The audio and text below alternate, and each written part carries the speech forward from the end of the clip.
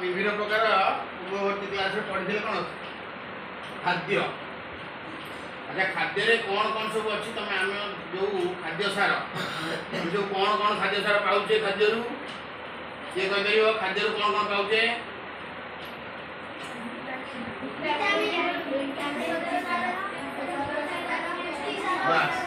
ताले आम श्वेत सार पाऊे पुष्टि सार पाऊे स्नेह सार पाऊे आ विटामिन बा जीव सार पाऊे आउ खनिज लवण पाऊे।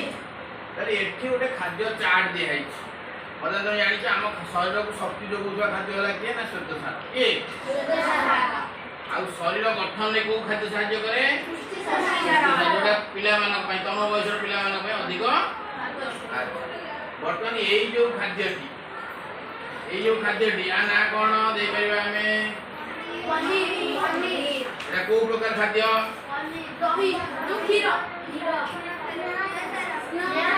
एथरे स्नेह सार आउ कौन रहउची पुष्टि सार रहउची आउ स्नेह सार पुष्टि सार आउ। अच्छा ये आउ सब कौन कौन खाद्य अछि देखिलो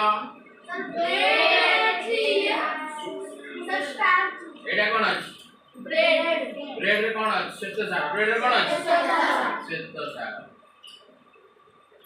एटा हम शरीर को शक्ति दिए। ये कौन अछि देखिला चाउमिन हो श्वेत सार कारण से गहम रुपये होउची एटु ये भी होउची श्वेत सार ना नहीं।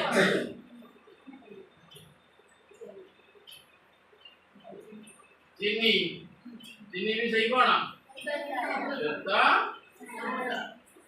अच्छा ताली ये सब जाक एडी केवल पनीर भी छाड़ दे आ प्राय श्वेत सार।